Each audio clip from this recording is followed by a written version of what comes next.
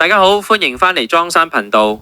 最近追緊重案解密嘅朋友，一定俾個英姿颯爽嘅 A 貨女特工吸引住。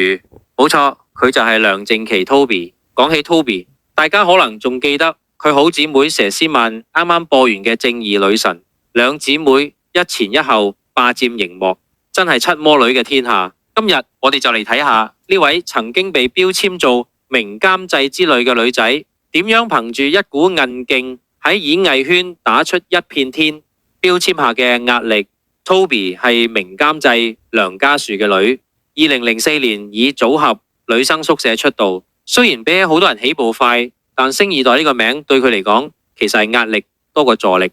喺 TVB 時期，佢拍過《男人之苦》《歲月風雲》，雖然戲份唔少，但網民對佢嘅演技評價好兩極。嗰段時間，佢經歷過事業嘅迷惘期，亦試過因為壓力大而令形象受損。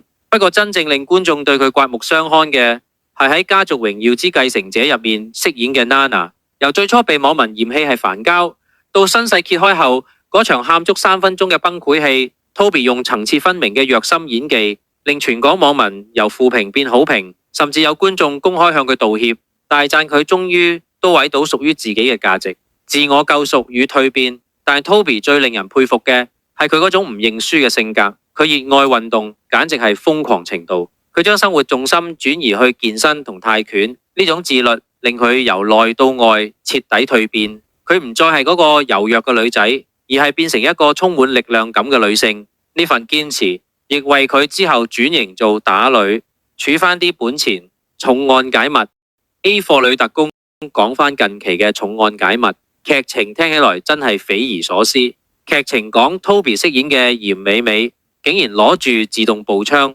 去暗殺一個企業家，而高智商嘅嚴美美竟然以為自己係受聘於一個香港警隊最高秘密特務組織去執行特別任務，清除呢個背叛組織嘅人。警方喺佢屋企揾到武器同偽造護照，佢就話係招 Sir 吩咐佢做秘密任務，警方揾唔到嗰個組織。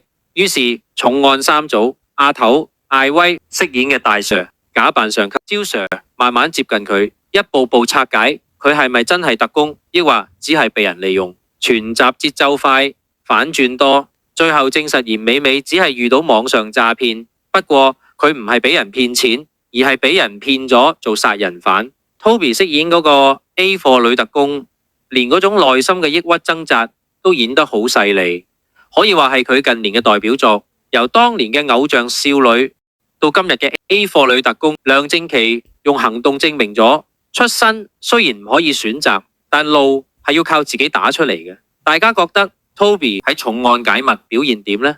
下一集大家想睇七魔女入面邊個嘅故事，係大家姐佘詩曼，定係啱啱講完嘅癲后姚樂怡？